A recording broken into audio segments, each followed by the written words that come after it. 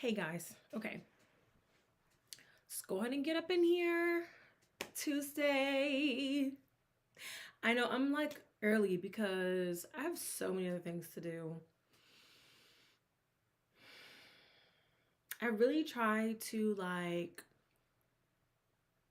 not overwhelm myself, but I overwhelm myself. Like, is anybody else like that?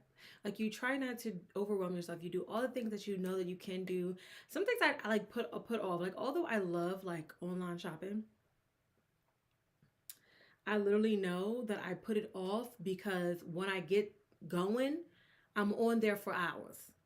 I tell myself I need 4 things and I leave with 400. Okay? So, yeah, I have a lot of things to do. I have some great new things happening for me, and I'm not going to share it just yet. Not yet. Because I want to like take it all in. I want to get in there. I want it to marinate and all that jazz. I do want to make 2 quick announcements before we carry on into the business because we have a lot to talk about. Okay, we have the college football playoffs going on. We have Pittsburgh in the delusion that's going over there. We have the women's softball league that I don't hear a lot of people talking about, but you know that's what we do over here. Okay, but the first of the 2 announcements, I just started the Pretty Girls Sports Report. Yes, Pretty Girls Sports Report. And it'll be coming out pretty weekly, pretty frequently. A lot of it will be topics from videos, but some of the topics will be things that, are just not actually talked about, or some things that just don't make the cut for these lives, because there's so much going on and there's so many different sports that everything can't make the cut. I'm trying to keep it down to between like 7 and 10 topics per show, and sometimes those topics are long and drawn out, and I'm Chatty Cathy, so we just be on here. So that will be coming out weekly, and that is going to be all on all social media platforms, obviously, but it's going to be really really tailored and exclusive. Like, it's always going to be on Instagram. So if you like just regular graphics news, it's sports by me for us in like a regular like layman's terms. I got a little slang in there. I'm talking like I'm talking to a friend. Like, I'm explaining it how I would explain to a friend. Same I do here, but here I gotta get a little bit in my journalistic bag sometimes. So that one is just gonna strictly be that. It's gonna be like really cute graphics and things. Check out the first one. It's already posted. It's actually pinned to the top. So all new things, whether it's my upcoming events, whether it's the Playmakers Press, whether it's the Pretty Girls Sports Report, anything that's new is going to be pinned to the top of my Instagram page. So if you want to keep up with me, Instagram is the best place to be. Okay, it's the best place to be at PG Dub Sports. So that's number 1. Announcement number 2. Okay, Playmakers Press. I think it's probably 3 announcements. Playmakers Press will be starting again back at the top of the year in January. I'm probably gonna do one more newspaper for the month of December, but it'll probably be mid-December. I'm not getting as much traction as I want to get on it right now, but we'll get there. I have faith that we'll get there with the Playmakers Press. So we're gonna have one more edition coming out, and then it'll start again at the top of the year. So if you want the Playmakers Press, it is a free digital newspaper. I'm just writing, and I'll be doing more investigative journalism coming in the new year. So go ahead and scroll to the bottom of my website, prettygirlsmedia.com. Scroll to the bottom, and it says Be Pressed. And literally just put your email in. You'll be signed up for the free newspaper. Okay? And my third one, I've been asked a few times now if I'm going to be doing the Celebration Bowl this year. I will not be doing the Celebration Bowl this year because I'm going to be spending that weekend in Denver, Colorado, and I'll be with one of my favorite media people at Mr. Mike Lau, and he is on the radio over there in Denver, and I just want to be able to see like what he's doing and get involved with him and dive into his life. But we're supposed to be covering and doing some things there, and as we get a little bit closer, which is in about like 10 11 days, so as we get closer, I will hopefully be saying and announcing and putting out where and what I will be doing when I go over to Denver. It is a part business trip. It is a part just, relaxation and having fun, because I've never actually been to Denver, Colorado outside of just going to the airport and leaving. So I'm super excited to go there. So I will not be at the Celebration Bowl, unfortunately. And I'm going to ask all of my people that are normally there to hold it down hold it down for me like you always do. And I think we're gonna have a rematch from last year. I think it's gonna be Jackson State and South Carolina State University. So that's just my predictions there. And I would love to see Jackson State win it again, like back to back. I would love to see that. But you know, I am a huge fan of head coach TC Taylor. So of course I'm rooting, and I've gotten a lot of my experience with the SWAC and everything. So yeah, nothing against the MEAC at all. But that is just my prediction, everything. I will probably still write an article, but you won't see me there live in the flesh this year because I have something bigger on the plate for me. So yeah, I'm just super excited. I'm gonna try to get into the bowl game for Clemson. We'll see. I definitely forgot to apply for the ACC championship game, and it's obviously too late now because that is happening on Saturday. So whoop-de-doo. I won't be at that game. I just need to, like, I want to do at least one more football game before my football season is like over. Like, I just have to do it. So like, if somebody knows somebody that knows somebody that knows somebody, I need to get in for a bowl game. Okay, but those are my announcements. Let's go ahead and hold that thought. Make sure you're hitting that like button. If you're not subscribed, make sure you're subscribing. Heck, leave me a comment. Those are always welcome and always awesome. And if you're obviously rewatching this for the broadcast, hi, welcome back to the Daily Dose with Dez. We're going to get into all the topics as soon as we come back from this. Admit it. Turn it up, turn it up, turn it loud. Got you feeling so proud. This is how we do it now. Daily Dose with Dez. Got you coming back for more. I also just want to say we're at 445. We're at 445.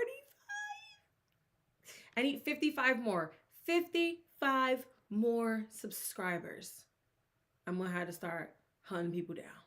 I just need 55 more.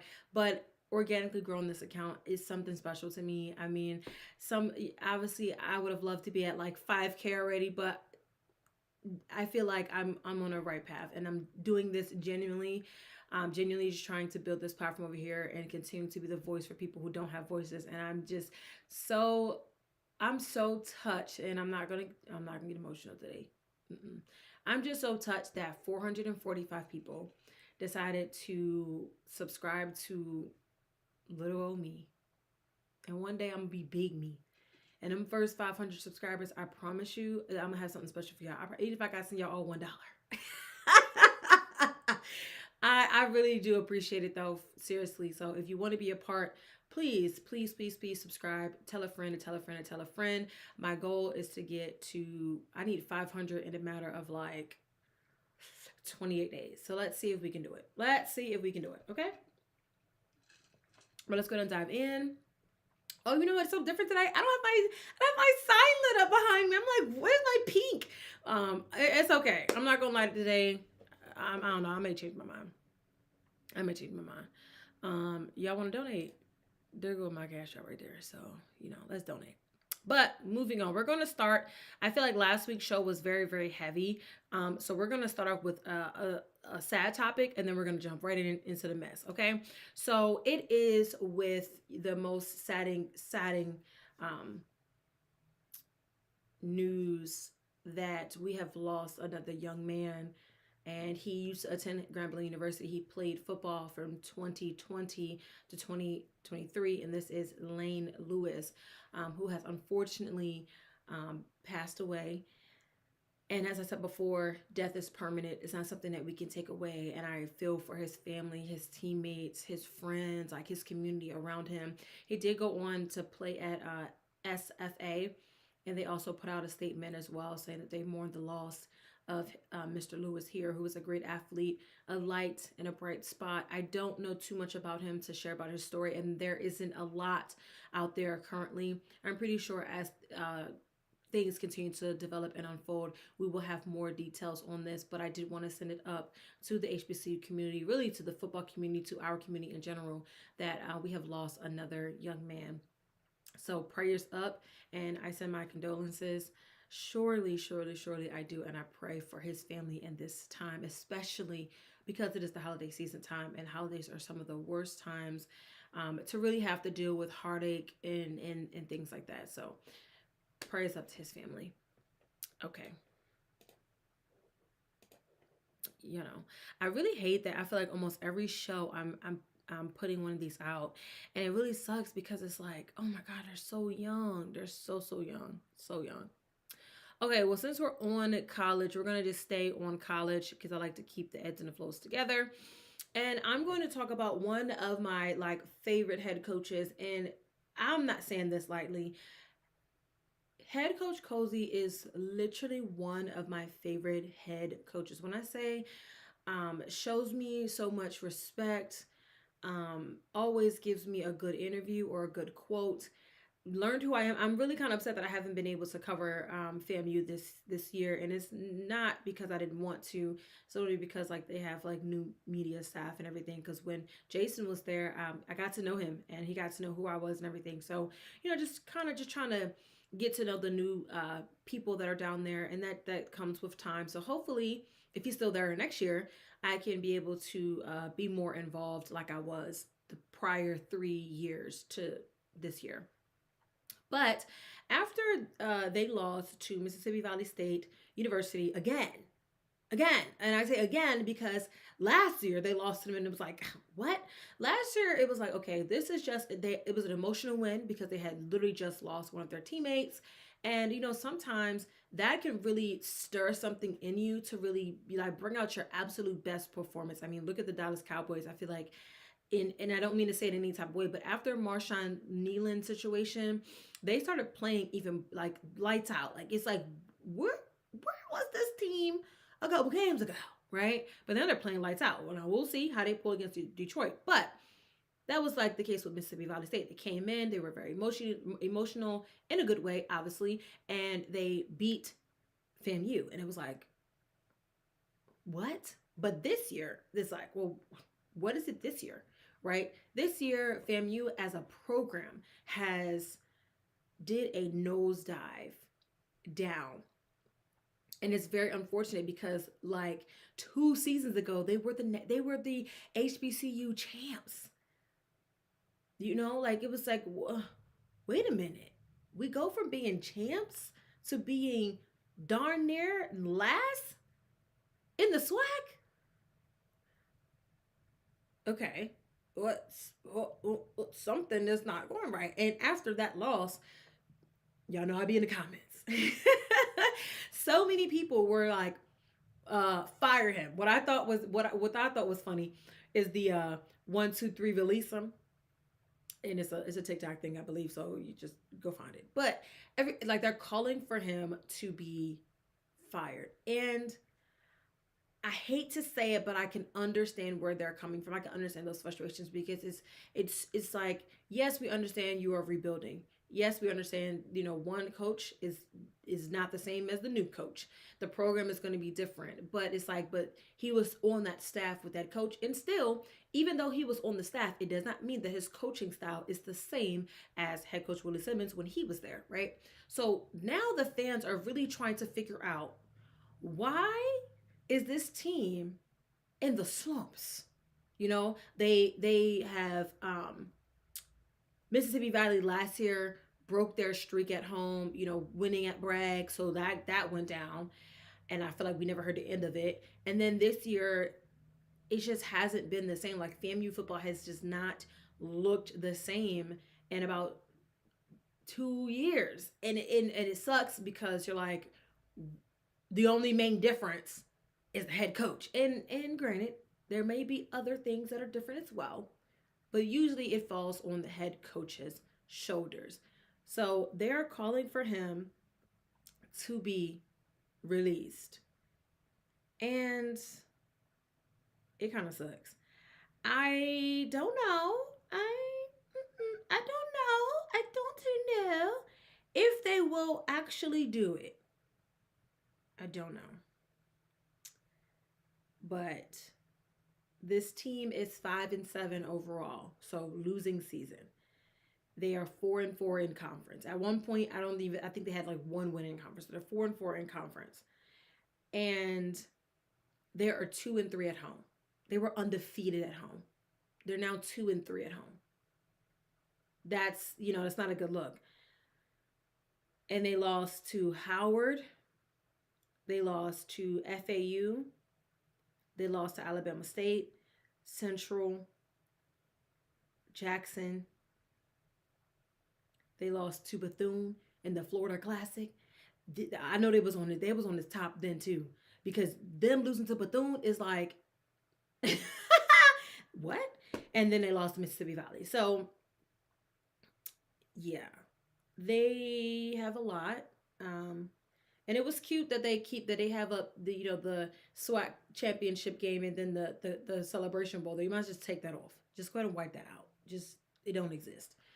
So yeah, I don't know. I feel like this year coming in, if they do not release him, they do not fire him, the next year coming in, they're going to have to be, with their 5-7, they're going to have to be 7-5 at minimum.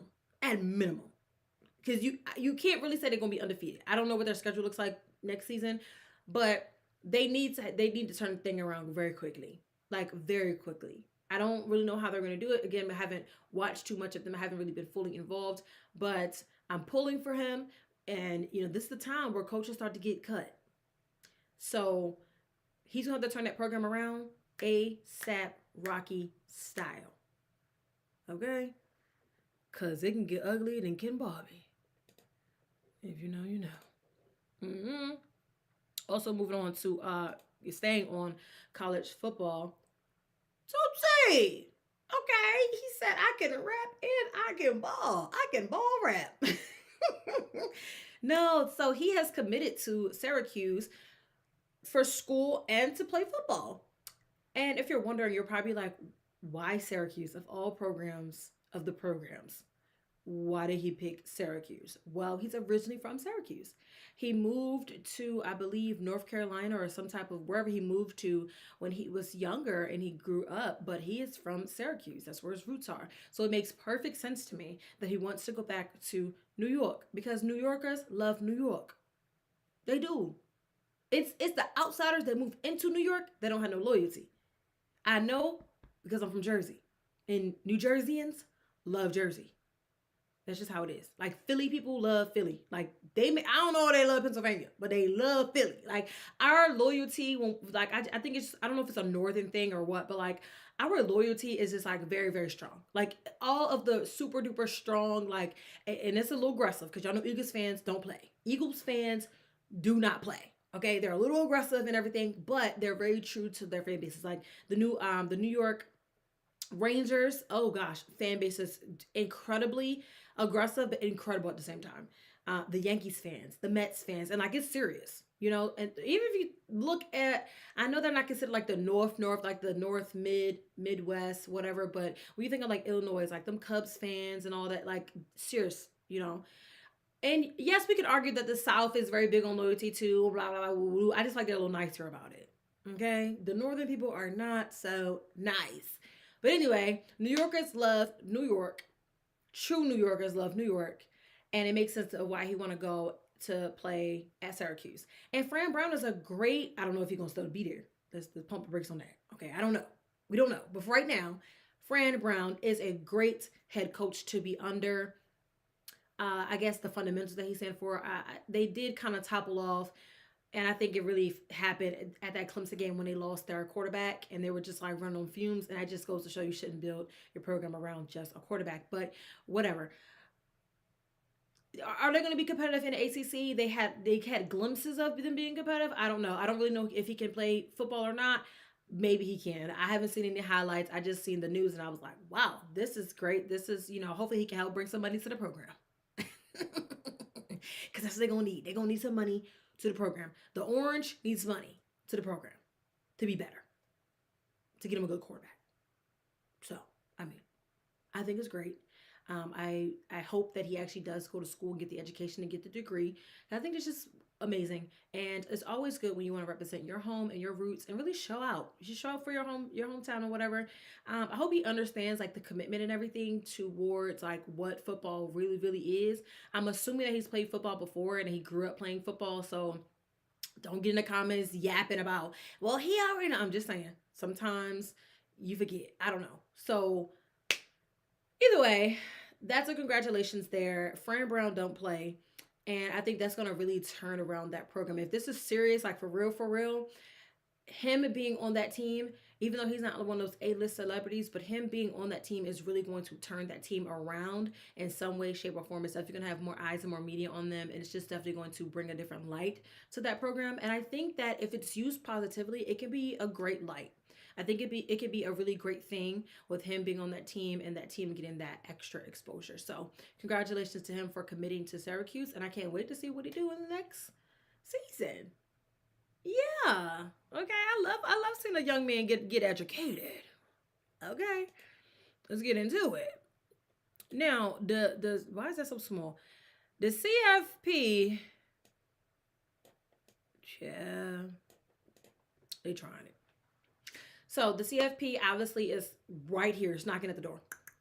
We're going into championship games, the SEC championship, ACC championship. All of that stuff is happening now to get ready for the college football playoffs, which will be, amping up and starting up. The whole month of January really belongs to college football. And then you get the end of January, beginning of February belongs to NFL. But obviously, there's a lot of things going on, a lot of different moving parts. During rivalry week, week, I won't say weekend, but week, obviously Texas upset Texas A&M. They had one job. And they failed to deliver on their job. But it's no surprise there because Texas beat them last year. I just feel like A&M just doesn't quite, I don't know. Yeah, I don't know. It's either they're really good in the first half and then they suck the second half, or they suck the first half and they're good in the second half. They just need to be good for the entire game.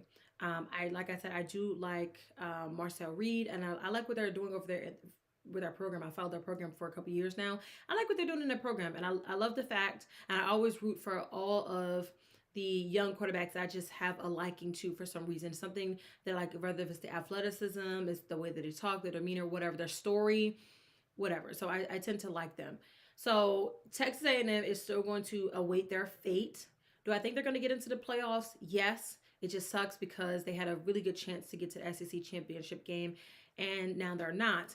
Texas is trying to make a claim as to why they need to be into the playoffs, and I unfortunately do not agree. I don't agree that Texas belongs in the playoffs this year because they darn sure weren't as strong this year as they were last year, and that's just my opinion.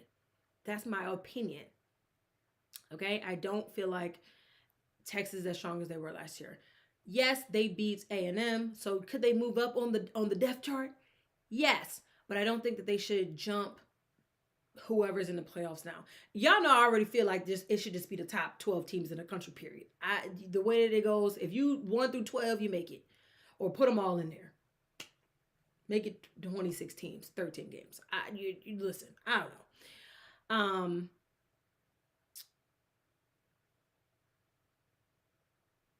So I don't believe that Texas should be up there. That's just, again, my opinion. But they're trying to make a call for it. And it reminds me of when South Carolina was making a call for it last year. And South Carolina was like, we should be in the college football playoffs. And the committee and everybody was like, you should not. Next caller. So there's that. The SEC championship game is going to have a matchup for the 12th time, Georgia and Alabama. For the most recent years, Alabama has had a one-up on Georgia. But one thing about Georgia, they are a great championship, playoff contender, national title team. I don't know what Kirby be doing over there, but he be outsmarting all the coaches, and he just do it. And it be dogs on top. So I don't know. The Alabama that I saw against Auburn, which again, Auburn, although they have a losing record, they're not slouches in a way. And I always know that that game is going to be super competitive because they have hate. It's not even football related. It's politically related. Way, way back in the day when they were giving out land grants to schools Everybody thought that Alabama was going to get the land grant because Alabama was the school. It's like the prestige. They're like the prestige school. Okay, they're like an Ivy League. That's not an Ivy, if that makes sense. But anyway, politicians' kids went there. Everybody that was of importance went to Bama. And Auburn was I think it started off as a male college. So Auburn was a small, male college or whatever. And they were like, they used the farmland and things like that. So that's what they were doing over there. And they pleaded their case to the state of Alabama and was like, listen, we need this grant. We need to survive. We need a grant. We need the money more than they need the money. And the state was like, you know what? Y'all can have it. So once the state handed over the money to Auburn, Alabama said, oh, no. Y'all robbed us. You took what was ours. That belonged to us. And Auburn was like, well, not really. They decided it belonged to us. And ever since then, they had beef. And not from no cows. Okay?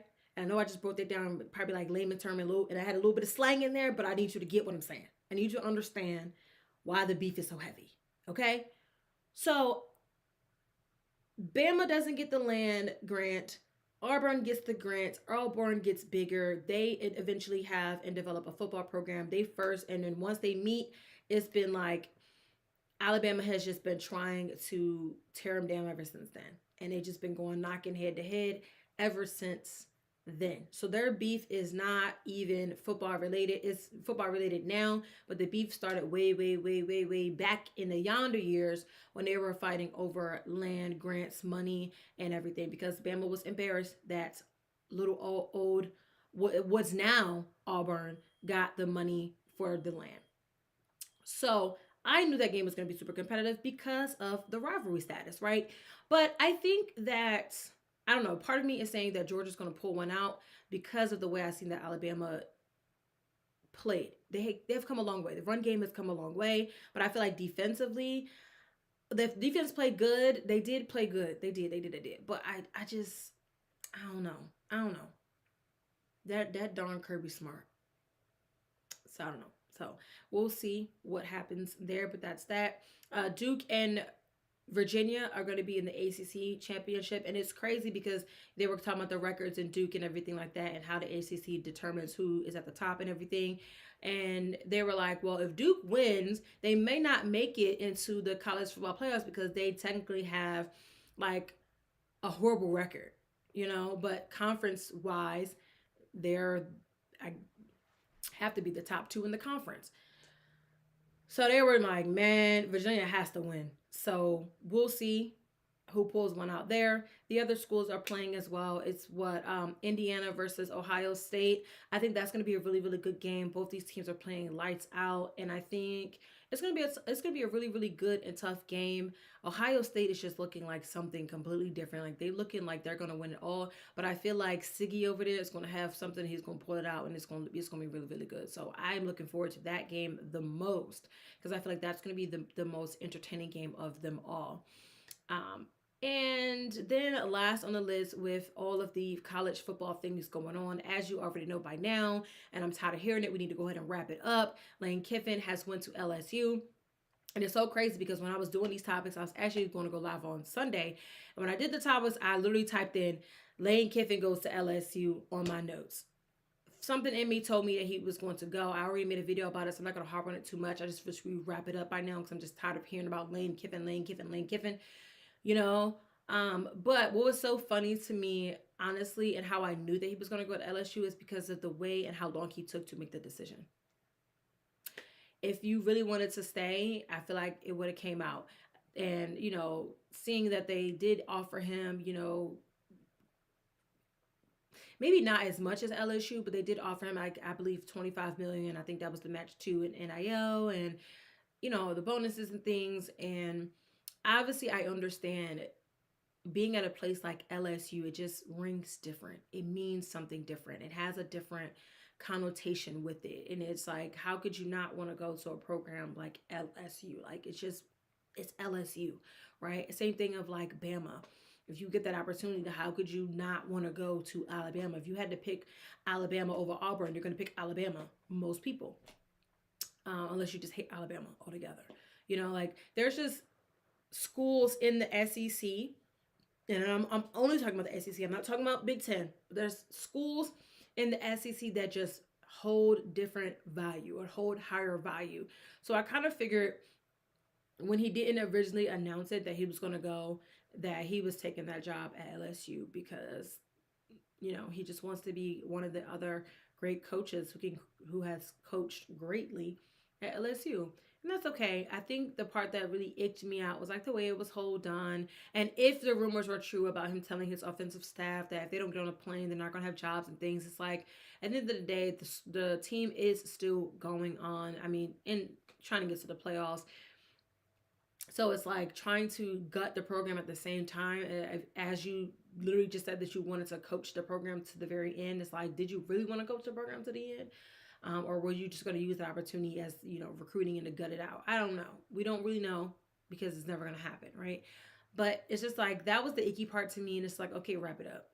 And now all the trolling and all that stuff. And it's like, yeah, we get it. He, you know, that's his personality and everything. But it's like, at the end of the day, you still have those players that had a relationship with you, that had a bond with you.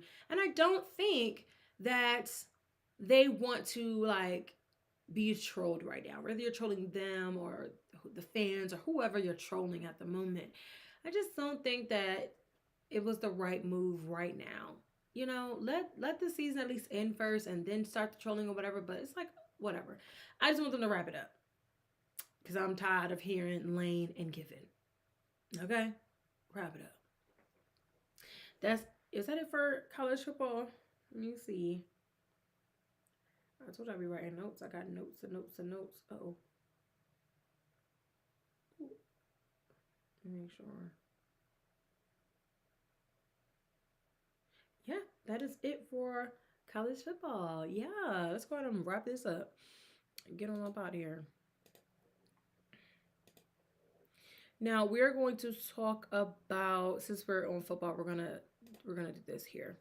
So the Pittsburgh Steelers are grasping for straws at this point. I don't know what's going on. It's confusion, highly confusion, right? Beginning of the season, they do the trade and they get DK Metcalf, which I think is excellent, right? DK Metcalf right now is not having a great time and experience or career over there, and that's very unfortunate because of the type of player that DK Metcalf is, and I feel like the Pittsburgh Steelers are going to lose him. Okay. And then it was like, oh my gosh, great, it's going to be DK and George Pickens together, like it's so amazing, and Aaron Rodgers, right? Blah, blah, blah, blah, blah, blah. And then they trade George Pickens to Dallas, where he's having a mighty career, might I add, right? You trade him away. And it's like, why would we do that? You know? Why would they do that? But it happened. Okay? All right. Then you got Roman Wilson and whatever else is going on over there. Okay, cool. They also pick up Darius Slay from the reigning Super Bowl champs, the Philadelphia Eagles. Okay? Darius Slay is on his way out within his career. I have an interview on my YouTube page. On this page here, there's an interview about Darius Slay. Okay? He says out of his mouth that he's nearing the end and nearing the retirement of his career so he can be a dad, a father, hopefully be a coach, blah, blah, blah, woo, woo, woo. That's on here. I'm not just making that up. Okay? So he's getting near the end of his career, but okay, whoop-de-doo. Darius Slay goes to Pittsburgh, thinking that's going to be a good move. Okay, we need another, the whole thing. We need a veteran corner. The problem before that we heard, right, was that there were not enough veterans in the locker room to help the rookies and newbies figure it out. So I guess that was the plan. Right? To get veterans that are from other teams to come on Pittsburgh's team to help them out. Got it. Okay. Darius Slay at some point gets injured. I think he had a concussion somewhere. I don't know what happened to him ever since. I never seen him. But then he gets cut. They release him. Okay.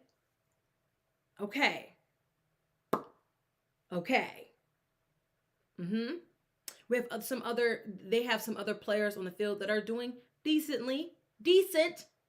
Okay. James Pierre, Joey Porter Jr., Jalen Ramsey.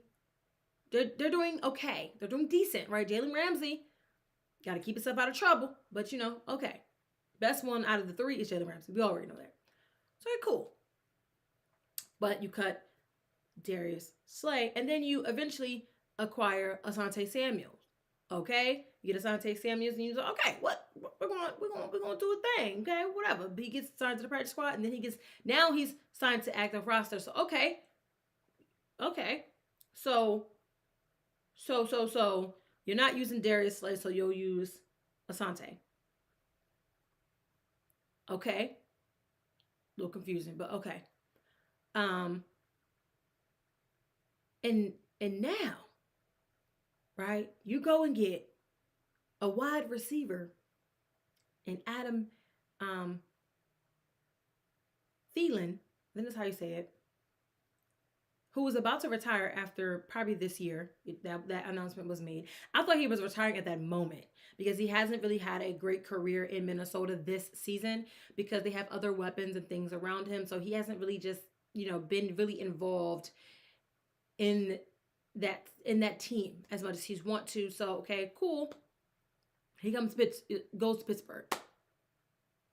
Wide receiver. Wide receiver. So what was the point of getting rid of George Pickens if you knew the whole time you still needed another wide receiver? So it's confusion. It's confusion. Okay? It's already uglier than Ken Barbie over there. And then this dude, Mike Tomlin, which I had so much, and I still do. I still have so much respect for him. The fact that he is like the longest tenured coach in the NFL, black coach, whatever. Like, cool. Never had a losing season, probably until this year. But okay, cool. So last game, they lose to the Bills. They get dog walked at some point by the Bills, right? I don't know what's going on.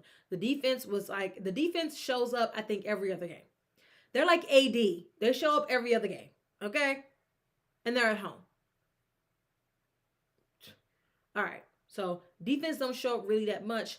Offensively, Aaron Rodgers has a cast on his wrist, and then at some point it looks like he may have misaligned his nose, or maybe not him, but somebody somewhere misaligned his nose. He over there looking pitiful. It's cold. He's old. It ain't working out, right? Mason Rudolph is not the most consistent. Love him to death. Not consistent at all. So it's like, okay. And then after the game, obviously the fans are chanting "Fire Tomlin." Understandable, right? And then he gets in post game like he normally always does and says a whole bunch of nothing, trying to make it seem like it's clever. Like it kind of irritates me so bad because at some point, if you're just BSing us, bro, like it's just annoying. It's annoying, right? But he says, I understand. I'm with them too. They're saying fire. Pittsburgh fans, they want to be entertained. We are a sports entertainment business, and entertaining means winning. And when we're not winning, it's not entertaining. Well, no, obviously, that's obvious. What else you got, Coach? Got something else up in there in your magic hat of words? Entertaining is winning, and winning is entertainment. And when you're not winning, it's not entertaining.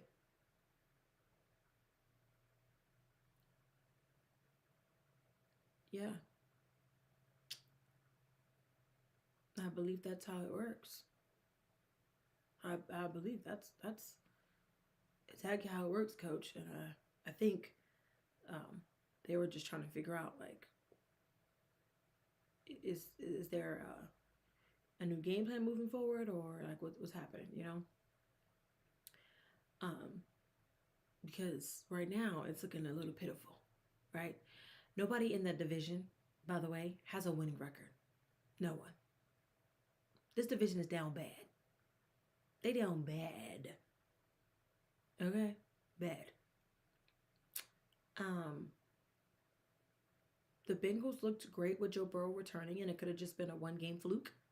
But they, the division always plays good against the divisions, and they played the Ravens, and they looked good. But now the Ravens are going to be sitting at top because the Steelers only had the Ravens by half of a game. And Pittsburgh just can't seem to pull out any wins as of late. Because I don't think that they really know what's going on over there. It's like crash collapsing. It's confusion. It's confusion. It's confusion. We've lost all the trades. Not we, they. They've lost all the trades they had this year. Lost them. Lost the George Pickens trade for sure. We knew that was an L when it first happened. I'm saying we as like media, consumers, watchers, it was an L as soon as it happened, right? All for you to turn around and get another wide receiver over midway through the season, you got to make it make sense. It's not making sense.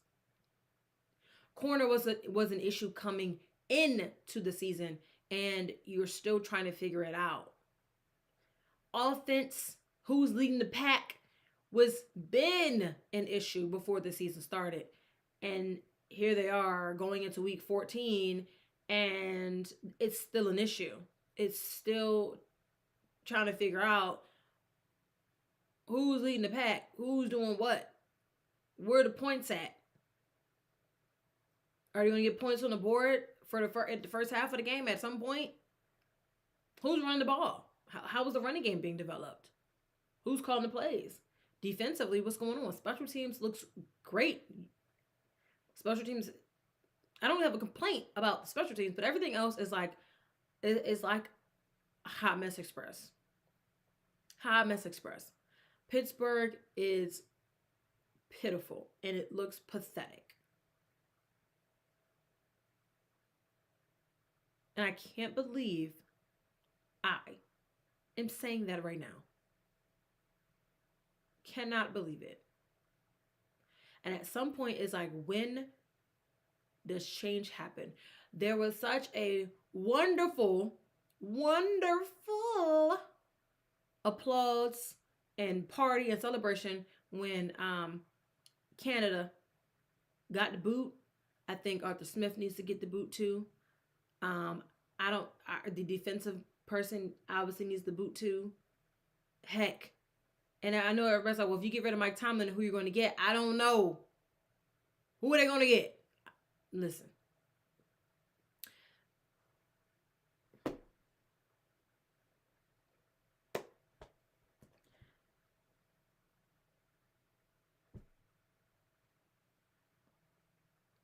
This team is tanking it and fast. Now, granted, they're not as bad as like the Tennessee Titans or the Jets, the Giants. Like, they're not as bad as those teams, but they're right there with them. The Saints have been falling off the screws. Yeah, I said it, falling off of the screws. So, they're not there necessarily yet, but it's just unrecognizable as to like what's going on. And this whole confusion of an organization has been going on for nearly a decade, I feel like. And it's like, figure it out at some point. Put more emphasis, stop being cheap and figure it out. Pittsburgh is very cheap. If they don't have to pay for it, they won't. But they need to put their money where their mouth is and start spending some money and spending it on the right things, on the right people. And I hope that Cam Hayward has lived up to his incentives, because I would like to beg to differ. Did all of that to not be a game changer.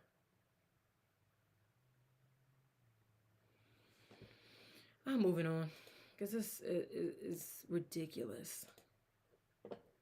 Anywho, Zion Williamson, I always call him Zion Williams, I don't know why, but Zion Williamson is out again. He has a grade 2 hip abductor strain. He's already missed 11 games within this season currently. He has a problem with staying healthy, and I think that's something new. Everybody always knew that. The Pelicans need to find another way. He's not it. I remember at the beginning of the season, he was like, yeah, I worked out, working on my body. It's the healthiest I've ever been. Whoop de whoop, whoop de whoop. Them hips ain't healthy. They're not healthy. The hips is bothering him. And I can understand, he tall, he big, his hips. He got women hips, because women hips at some point be going out and giving them problems and issues. And I don't know, maybe he definitely can't get no new hips though. Like, not right now. He's too young, 25 years old. But he's out again. So Pelicans, sorry. Gotta find another way. Gotta find another way. I do not think that he is the answer in New Orleans. It's been so long. Like, it's been so long now. I don't know. I don't foresee him being the answer. And I feel like he has such great potential when he was drafted the number one overall pick from Duke in 2019. But now it's like, yeah, this is getting old. It's getting old. This is getting old, and he's getting old at this point. And old by the sake of like injuries, not even like of age. Like, it's just injuries. His injuries is taking him out. His injuries, I feel like, are adding years to like his playing age. And that sucks for them. It really do. So he'll be out for at least 3 weeks. So he's going to miss a slew of games. So hopefully the Pelicans can hold it down until he gets back. And hopefully when he get back, he's ready and he's healthy, he's showing out. That's what they want him to do. Show out. At least. And the last topic on my list, which I'm so excited about, I got to talk about the girls. So the girls in the AUSL, which is the Athletes Unlimited softball. So start over. The AUSL, which is the Athletes Unlimited Softball League, has expanded from 4 teams to 6. So they are going to be expanding for the 2026 season. They recently just had basically like a twofold draft. So they had one draft, obviously, for the 2 expansion teams, which is going to be the Oklahoma City Spark. And then the other team is the Cascade. And I forgot to write down their city, but it's the Cascade. And they got to choose who they wanted from their draft. And in that expansion team draft, Maya Brady, yes, that last name sounds familiar. Maya Brady was selected number 1 overall in that expansion draft. So she will be going to the Oklahoma City Spark. And there has been other names that have come off the list that are super high profile, especially in the world of softball. And then in their second draft, each team added 2 additional players to their roster.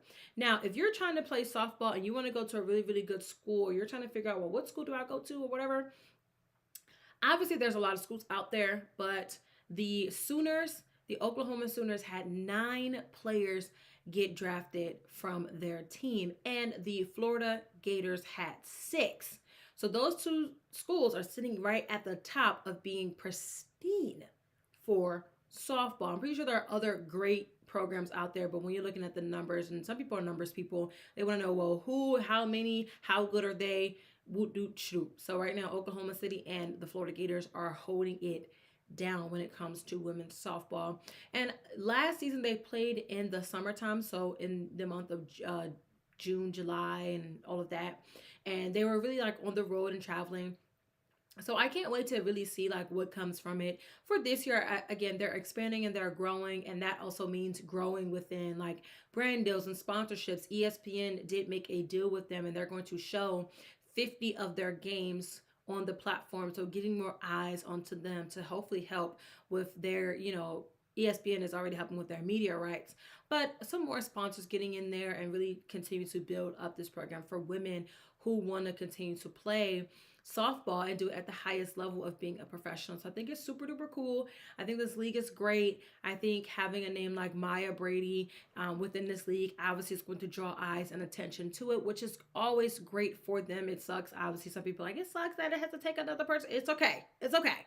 She probably wants the eyes and the attention and the media on it anyway, because the more people know about it and talk about it and attend, the more they're going to be entertained and interested and really want to dive into this. So if you like softball and you like college softball, indulge into this league. This league is beginning, but it's also expanding at the same time. And I just love to see women continue to live out their dreams and to do it at the highest level, because this is what it's all about. This is what it's about. Being able to get out of college and continue to still live your dreams.